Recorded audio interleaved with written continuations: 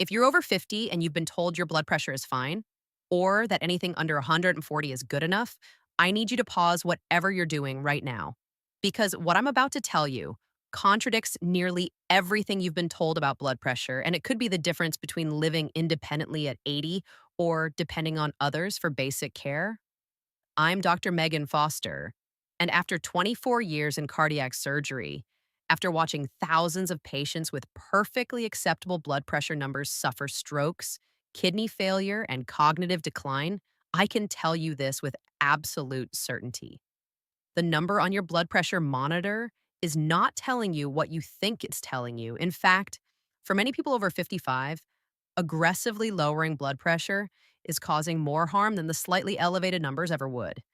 And the worst part? Most people don't find this out until the damage is already done. Here's what nobody explains. When you're 25, your blood vessels are like brand new garden hoses, flexible, elastic, responsive.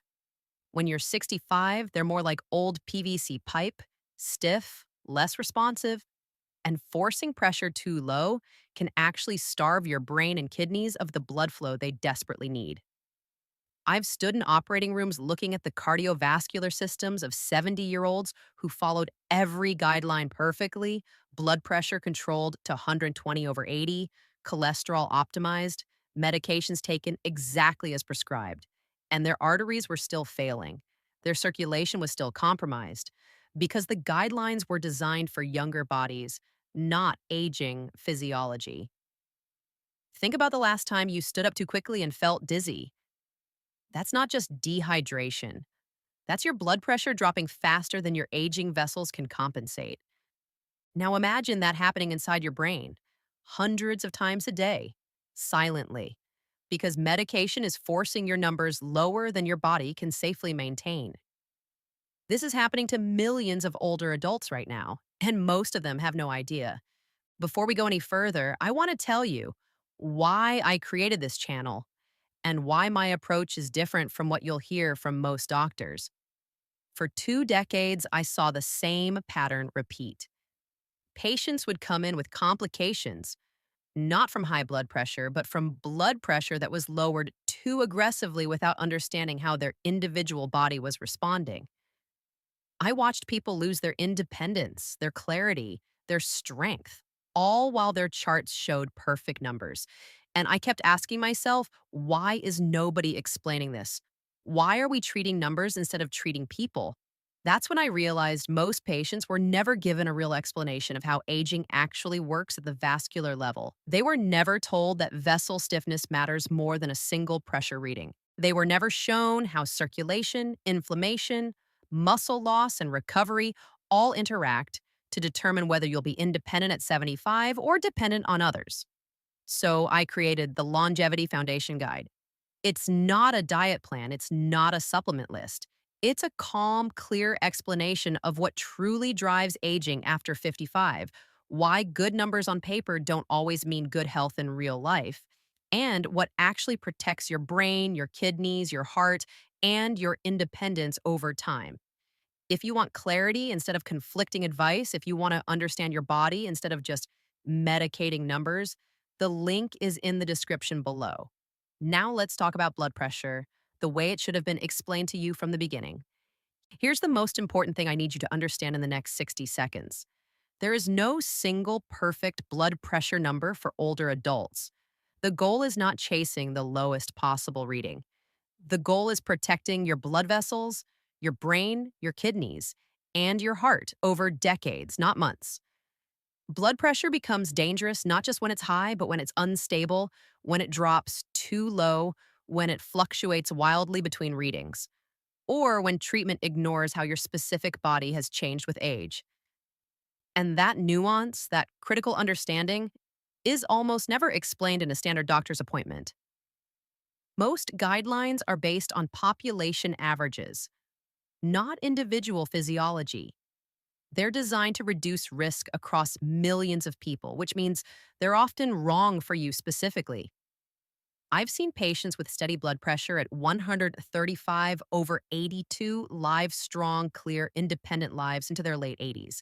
And I've seen patients with aggressively controlled pressure at 115 over 70, suffer falls, confusion, fatigue, and rapid functional decline. The difference wasn't the number, it was whether the treatment matched their physiology. Now, if this is making sense so far, if you're realizing that maybe your blood pressure has been managed based on outdated assumptions, do me a favor, hit the subscribe button right now.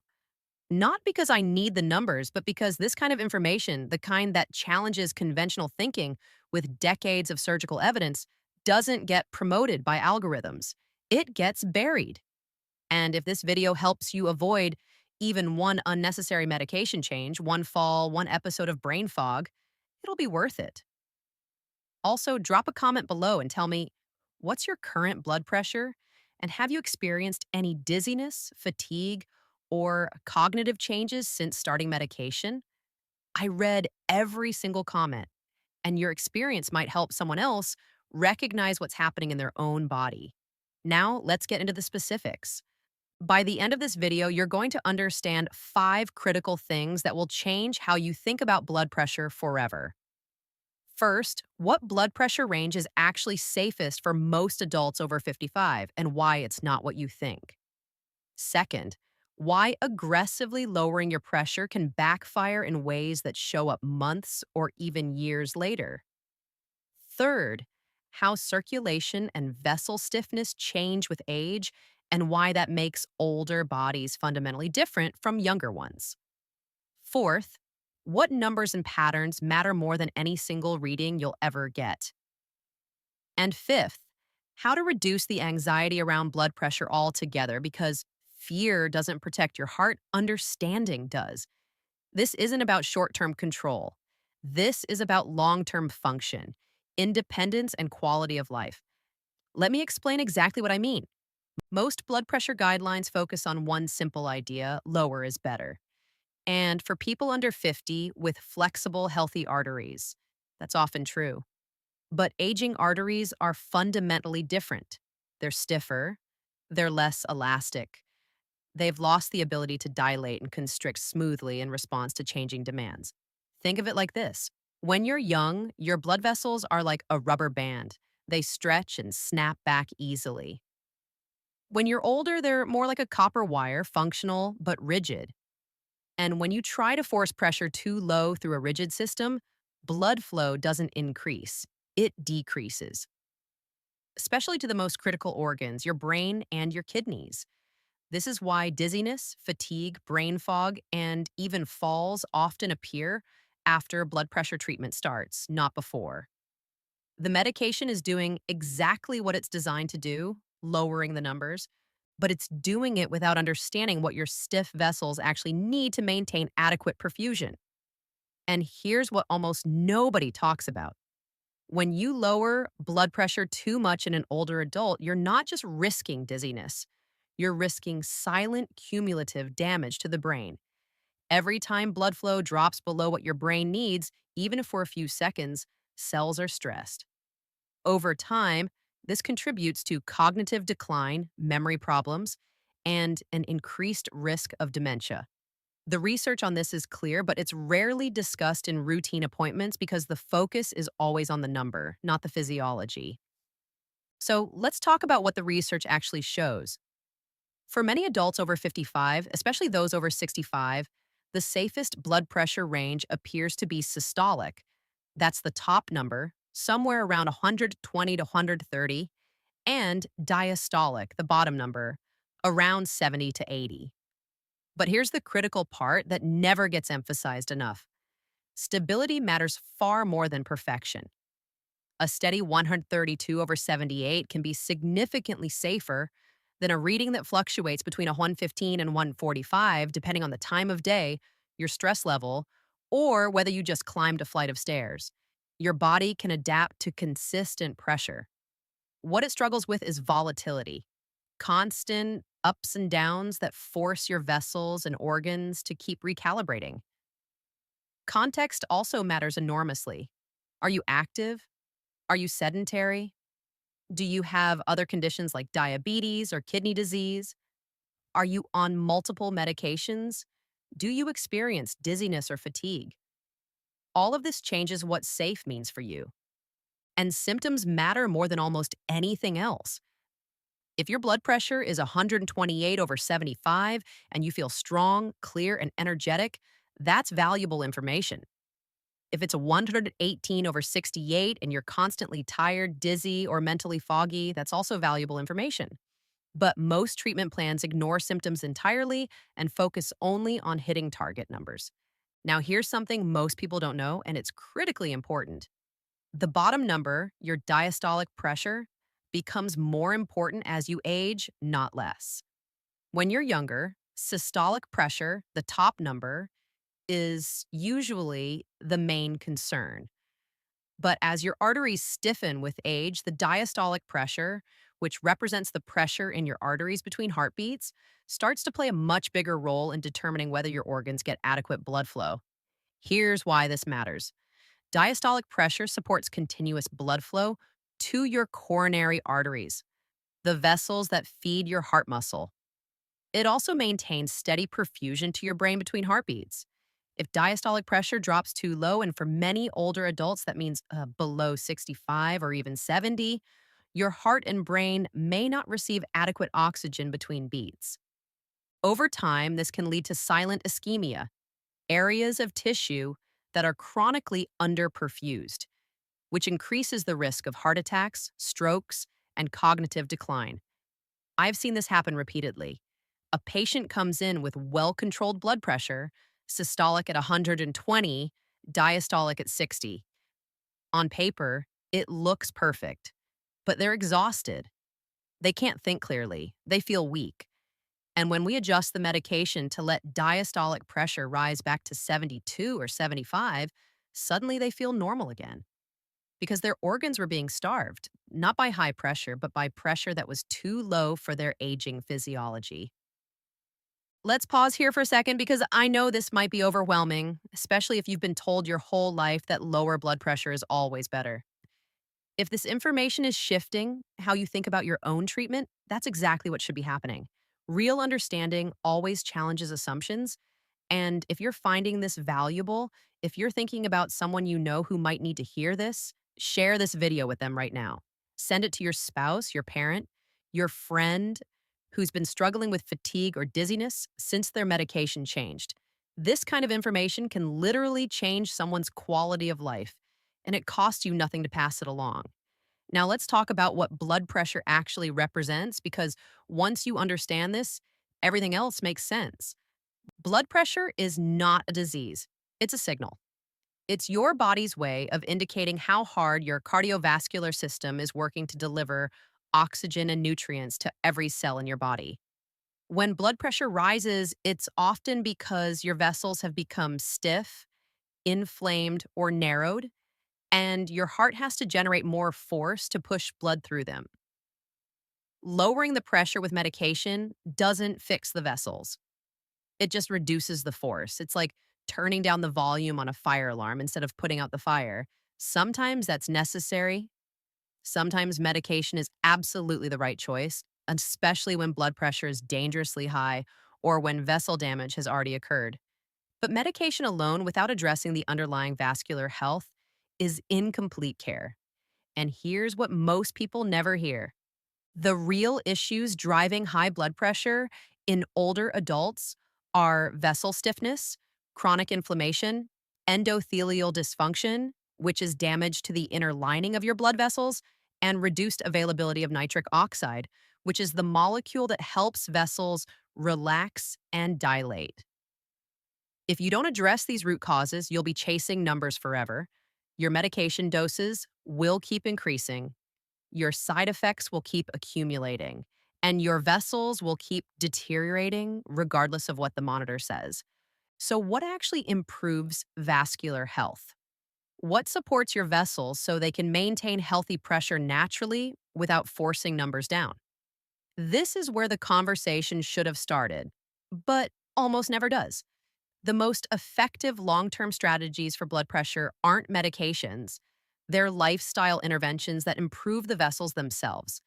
Regular movement, and I don't mean intense exercise, I mean consistent, gentle movement, like walking for 10 or 15 minutes after meals. This has been shown to improve vessel flexibility, reduce inflammation, and enhance insulin sensitivity, all of which support healthy blood pressure. Consistent sleep timing, not just sleep duration, but going to bed and waking up at roughly the same time every day. This regulates cortisol, reduces stress hormones, and allows your vascular system to repair itself overnight. Reducing ultra processed foods, which are loaded with inflammatory seed oils, refined sugars, and chemical additives that directly damage the endothelial lining of your vessels. Eating anti inflammatory meals built around whole foods, healthy fats, quality proteins, and fiber rich vegetables. This reduces oxidative stress and supports nitric oxide production, which keeps vessels relaxed and flexible. And stress regulation, not stress elimination, because stress is unavoidable, but learning to regulate your nervous system response through breathing, meditation, time in nature, or even just quiet moments without screens.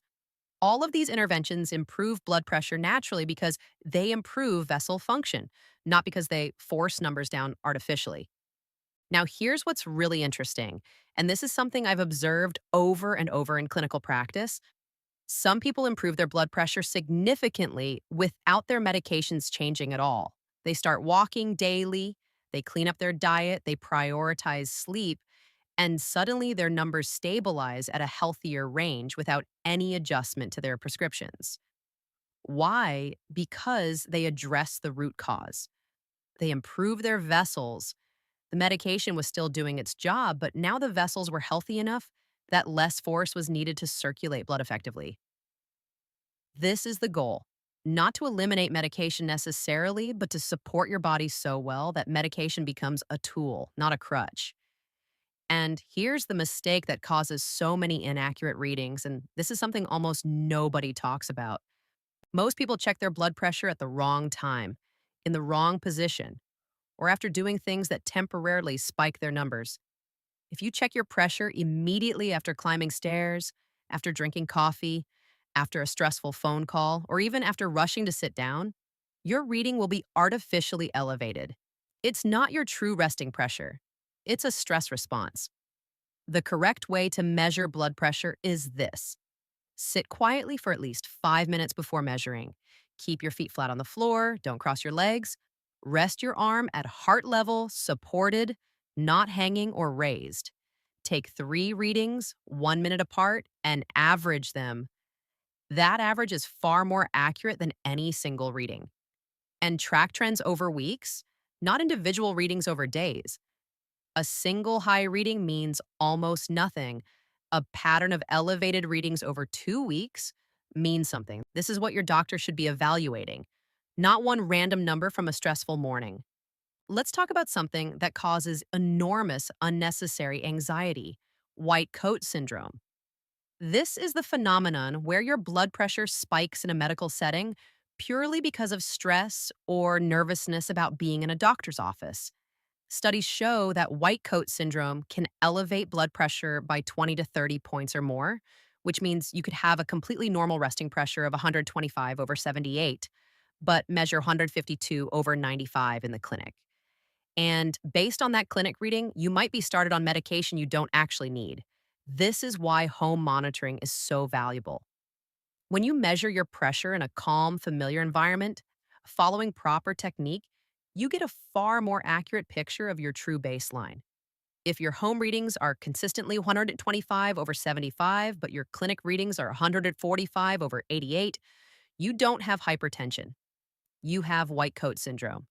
And that distinction matters enormously. Now, some doctors will dismiss white coat syndrome as irrelevant, but research shows it's a real phenomenon with real implications. People with white coat syndrome may not need medication at all, or they may need much lower doses than their clinic readings suggest.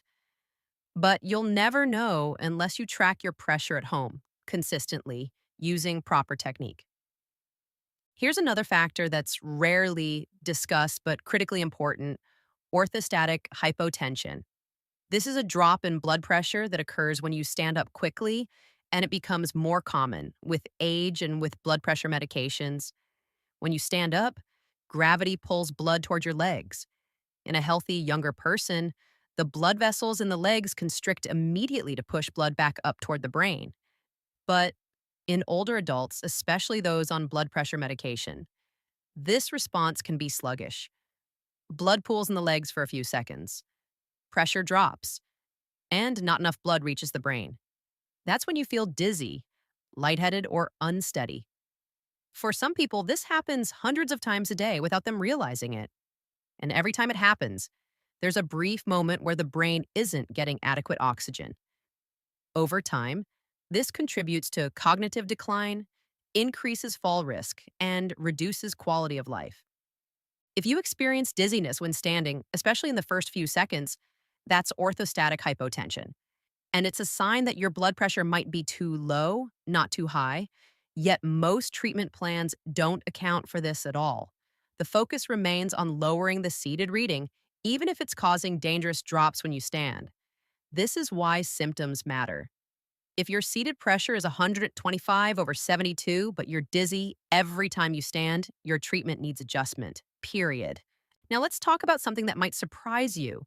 Blood pressure variability, meaning how much your pressure fluctuates throughout the day, is often a better predictor of cardiovascular risk than your average blood pressure. You could have an average pressure of 130 over 80, which looks perfectly fine. But if your readings swing from 110 over 65 in the morning to 185 over 92 in the evening, that volatility puts significant stress on your vessels, your heart, and your brain. Consistent pressure, even if it's slightly higher, is often safer than wildly fluctuating pressure, even if the average looks good. Why does this matter? Because most treatment plans don't account for variability at all. They focus on single readings or averages, not patterns, but patterns tell the real story. If you want to truly understand your cardiovascular risk, track your blood pressure at the same time every day for 2 weeks. Look for patterns. Are your morning readings very different from your evening readings? Do certain activities or foods cause spikes? Does stress consistently elevate your numbers? This information is far more valuable than any single reading you'll ever get. Here's something I see all the time in clinical practice, and it frustrates me endlessly. A patient comes in with blood pressure of 138 over 82, completely stable, no symptoms, good energy, clear thinking, and they're immediately started on medication because the guideline says anything over 130 is high. 6 weeks later, they're back. They're exhausted. They're dizzy. They can't focus. Their pressure is now 118 over 68, which looks perfect on paper, but they feel terrible. And when I suggest reducing the medication, they're terrified because they've been told that high blood pressure is a silent killer and any number above 130 is dangerous. But here's the truth. For some people, especially older adults with stiff arteries, 138 over 82 might be exactly where their body needs to be. It's not high. It's appropriate for their physiology. And forcing it lower just to hit a guideline target causes more harm than benefit. This doesn't mean high blood pressure should be ignored. If your pressure is consistently above 150 over 95, or if you have symptoms like severe headaches, vision changes, or chest pain, that absolutely needs to be addressed.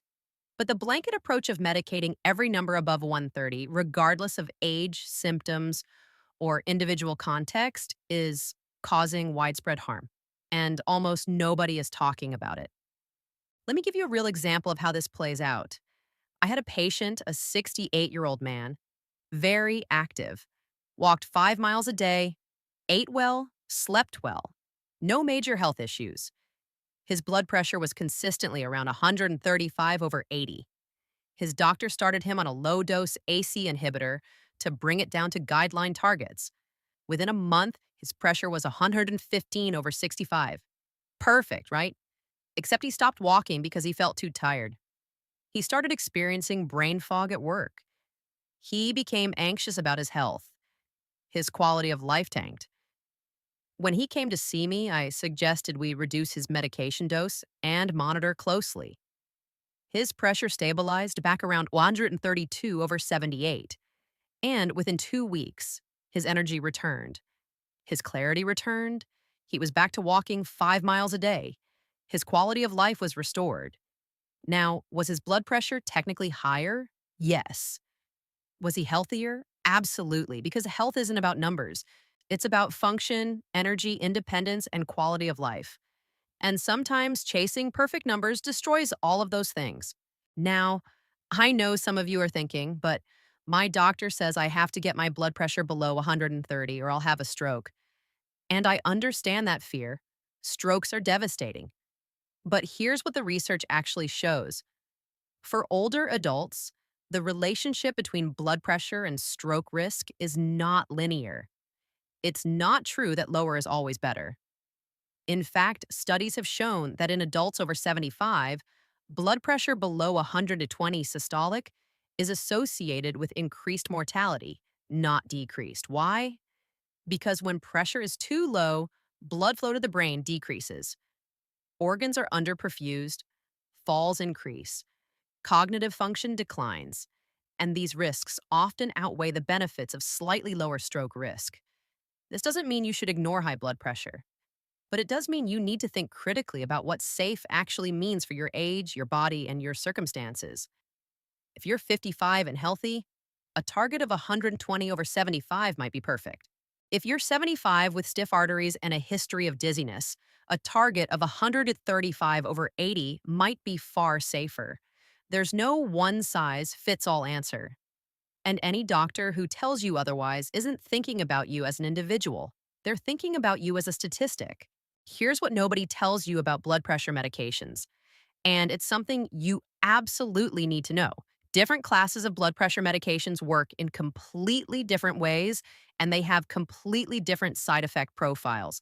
Some medications, like ACE inhibitors and ARBs, work by relaxing blood vessels. Others, like diuretics, work by reducing fluid volume. Beta blockers slow your heart rate. Calcium channel blockers prevent vessel constriction. Each class has its place, but they're not interchangeable and they don't all work the same way in aging bodies. For example, diuretics can be extremely effective at lowering blood pressure, but they also deplete sodium, potassium, and magnesium, which can lead to muscle cramps, fatigue, dizziness, and even dangerous heart rhythm problems. Beta blockers can slow your heart rate so much that you feel exhausted and unable to exercise. Calcium channel blockers can cause ankle swelling and constipation. And ACE inhibitors, while generally well tolerated, can cause a persistent dry cough that drives some people crazy. The point is, if you're on blood pressure medication and you're experiencing side effects, you don't just have to live with it. There are other options, other medication classes, lower doses, different combinations. But you have to advocate for yourself because most doctors won't proactively suggest changes unless you speak up. Let's talk about something that's rarely mentioned but incredibly important: nocturnal blood pressure. Your blood pressure naturally dips while you sleep, usually by about 10 to 20%. This is called nocturnal dipping, and it's a sign of healthy vascular function. But in some people, especially those with stiff arteries or poorly controlled hypertension, blood pressure doesn't dip at night. It stays elevated, or in some cases, it actually rises. This is called non dipping, and it's associated with significantly increased risk of heart attacks, strokes, and kidney damage. Why? Because your cardiovascular system never gets a break. It's working hard 24 hours a day with no recovery period. The problem is, most people never have their nocturnal blood pressure measured. It requires either a 24-hour ambulatory monitor or home monitoring in the middle of the night. And most clinics don't do this routinely. But if you're serious about understanding your cardiovascular risk, it's worth checking. Take your blood pressure before bed, and then again when you wake up in the middle of the night to use the bathroom. If your nighttime reading is within 10 points of your daytime reading, or if it's actually higher, that's a red flag. And it suggests that your current treatment isn't addressing your true cardiovascular stress. Here's another critical factor that almost never gets discussed: the role of insulin resistance and metabolic health in blood pressure. If you have insulin resistance, which affects the majority of adults over 55 to some degree, your body is constantly producing excess insulin to manage blood sugar. And insulin has a direct effect on your blood vessels. It causes sodium retention, it activates the sympathetic nervous system, which increases heart rate and constricts vessels, and it promotes inflammation and endothelial dysfunction. All of this raises blood pressure. But here's the key: if your high blood pressure is driven by insulin resistance, taking blood pressure medication without addressing the insulin resistance is like bailing water out of a boat without plugging the leak. The medication might lower your numbers temporarily, but the underlying problem keeps getting worse. This is why so many people find that their blood pressure medications need to be increased over time. It's not because the medication stopped working, it's because the root cause was never addressed. And the root cause for millions of people is metabolic dysfunction driven by poor diet, sedentary lifestyle, chronic stress, and poor sleep. Fix those things, and blood pressure often improves dramatically, sometimes without any medication at all. Now, let's address a question I get all the time. Can you reverse high blood pressure naturally? Or is medication always necessary? The answer depends on how high your pressure is and what's causing it.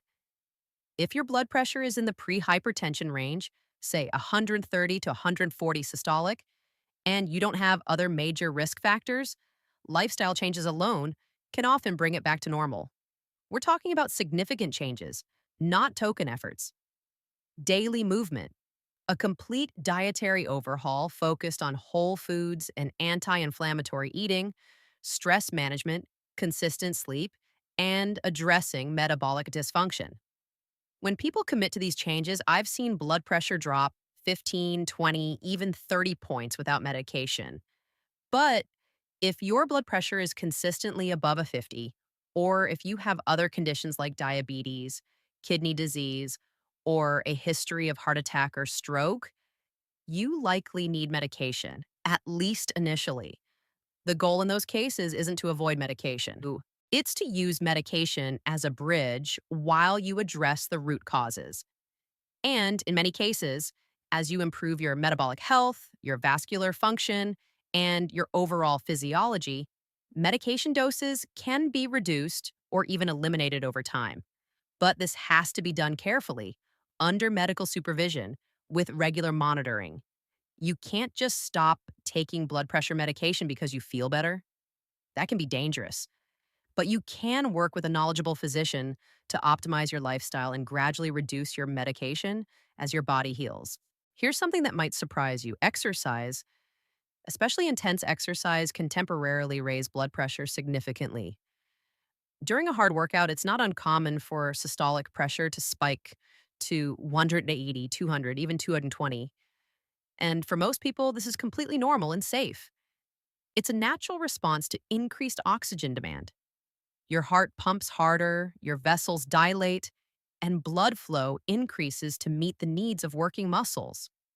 The key is that blood pressure returns to baseline quickly after exercise. If it doesn't, if it stays elevated for hours after a workout, that can indicate underlying vascular dysfunction or inadequate recovery. This is why I always tell people, don't check your blood pressure immediately after exercise. You'll freak yourself out unnecessarily. Wait at least 30 minutes, ideally an hour, and let your body return to its resting state. Then take your reading. That's the number that matters. The post exercise spike is irrelevant unless it fails to normalize.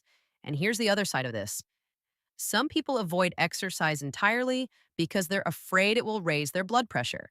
But regular, moderate exercise is one of the most effective ways to lower resting blood pressure over time. It improves vessel flexibility, reduces inflammation, enhances nitric oxide production, and strengthens the heart so it can pump more efficiently with less effort. The temporary spike during exercise is far less important than the long-term reduction in resting pressure that comes from consistent training. Let's talk about sodium, because this is one of the most misunderstood aspects of blood pressure management. For decades, we've been told that salt raises blood pressure and that everyone should limit sodium intake to prevent hypertension. But the research on this is far more nuanced than most people realize. Yes, some people are salt sensitive, meaning their blood pressure does increase when they consume a lot of sodium. But many people, possibly even the majority, are not salt sensitive. Their blood pressure doesn't change significantly based on sodium intake. The problem is, we've applied a one size fits all recommendation to everyone, regardless of their individual physiology. And in the process, we've created unnecessary fear around salt. Here's what the research actually shows. For people who are insulin resistant or metabolically unhealthy, sodium restriction can help lower blood pressure. But for people who are metabolically healthy, active, and eating a whole foods diet, moderate sodium intake is not only safe, it's necessary. Sodium plays a critical role in nerve function, muscle contraction, and fluid balance. If you restrict it too much, especially if you're active and sweating regularly, you can actually cause problems like muscle cramps, fatigue, and even dizziness from low blood volume. The key is to focus on the source of sodium. Sodium from whole foods like sea salt, fish, and vegetables is very different from sodium in ultra processed foods loaded with chemicals and preservatives. It's not the salt that's the problem, it's the processed food. Here's another myth that needs to be addressed: the idea that stress alone can cause chronic high blood pressure. Acute stress absolutely raises blood pressure temporarily. If you're in a stressful situation, your sympathetic nervous system activates, your heart rate increases, your vessels constrict, and your pressure spikes. This is normal. It's your body's fight or flight response. But once the stress passes, your pressure should return to baseline. The problem is, many people live in a state of chronic low grade stress. They're constantly worried, constantly activated, constantly running on adrenaline and cortisol. And over time, this chronic activation can contribute to persistent high blood pressure by promoting inflammation, disrupting sleep, and impairing vascular function. But stress alone isn't usually the sole cause, it's a contributor, a factor that amplifies other underlying issues like poor diet, sedentary lifestyle, insulin resistance, and poor sleep. This is why stress management is important, but it's not a magic bullet. You can meditate for an hour every day, but if you're eating garbage, not moving, and sleeping poorly, your blood pressure isn't going to normalize. Stress management works best when it's part of a comprehensive approach that addresses all the major drivers of vascular dysfunction. Now, let's talk about something that's critically important, but almost never discussed in relation to blood pressure: muscle mass. As you age, you naturally lose muscle mass, a process called sarcopenia. And muscle mass plays a direct role in blood pressure regulation. Why? Because muscle is metabolically active tissue. It uses glucose for energy, which helps regulate blood sugar and insulin levels. It produces signaling molecules that reduce inflammation and support vascular health. And it acts as a reservoir for amino acids and other nutrients that your body needs for repair and recovery. When you lose muscle mass, your metabolic rate drops, your insulin sensitivity decreases, your inflammatory markers increase, and your blood pressure often rises as a result. This is why strength training, not just walking or cardio, is so important for older adults. Building and maintaining muscle mass doesn't just help with strength and balance. It directly supports metabolic health, reduces inflammation, and helps regulate blood pressure naturally. And you don't need to lift heavy weights or spend hours in the gym. 2 or 3 sessions per week of simple resistance exercises, body weight movements, resistance bands, or light dumbbells is enough to maintain muscle mass and support healthy blood pressure. But almost no one talks about this connection, even though the research is clear. Here's something else that's rarely mentioned: dehydration can cause blood pressure to rise. When you're dehydrated, your blood volume decreases. Your blood becomes thicker, more viscous, and your heart has to work harder to pump it through your vessels. This increases blood pressure, sometimes significantly. The problem is, many older adults are chronically dehydrated without realizing it.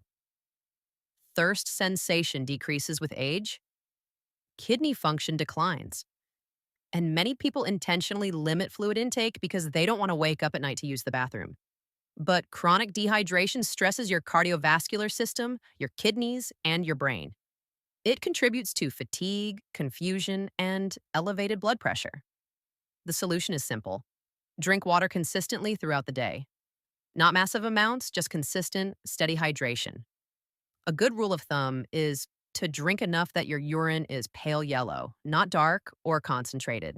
If you're on diuretics, this becomes even more important because diuretics cause fluid loss and you need to replace that fluid or risk dehydration and all its complications.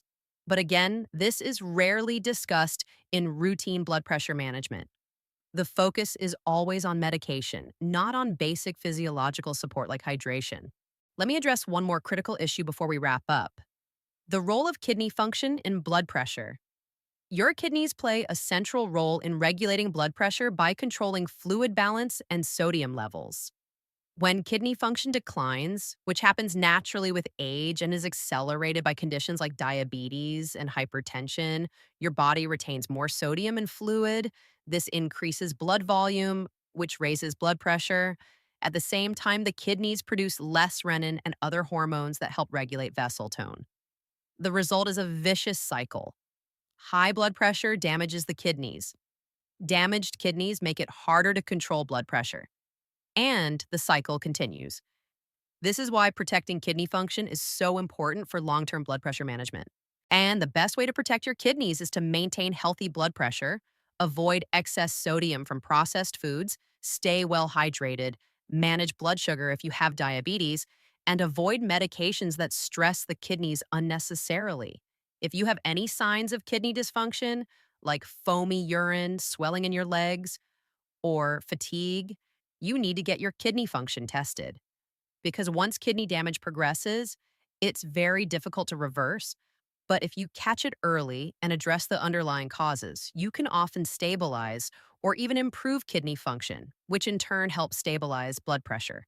So let's bring all of this together because I know I've covered a lot of ground. The safest blood pressure after 55 is not the lowest number you can tolerate. It's the range that preserves circulation to your brain, protects your kidneys, supports your energy and cognitive function, and keeps your vessels resilient over time. For most older adults, that means systolic somewhere around 120 to 130, diastolic around 70 to 80, with an emphasis on stability rather than chasing perfection. But individual context matters enormously: your activity level, your symptoms, your other health conditions, your medication side effects. All of this needs to be considered. If your blood pressure is slightly above guideline targets, but you feel strong, clear, and energetic, that's valuable information. If it's at guideline targets, but you're dizzy, fatigued, or foggy, that's also valuable information. And the goal isn't just to lower numbers. It's to improve the underlying health of your blood vessels through movement, nutrition, sleep, stress management, hydration, and metabolic optimization. When you do that, blood pressure often normalizes naturally. Medication can be a valuable tool, but it should support your physiology, not override it. And when you understand that, the fear around blood pressure disappears. You stop obsessing over single readings. You stop panicking when you see a number you don't like. And you start focusing on what actually matters: long term vascular health, functional capacity, and quality of life. If this video helped you see blood pressure differently, if it gave you clarity or reduced your anxiety even a little bit, start by doing one thing: track your blood pressure trends, not individual readings. Take your pressure at the same time every day for 2 weeks using proper technique and look for patterns. That will tell you more about your cardiovascular health than any single reading ever will. And if you want to go deeper, if you want to understand how circulation, inflammation, muscle loss, and recovery all interact to shape your health, after 55, I've put together the Longevity Foundation Guide. It's linked in the description below. Many people tell me it gave them more clarity than years of rushed doctor visits because it explains the physiology that nobody else takes time to explain. Thank you for watching the video, and I'll see you in the next one.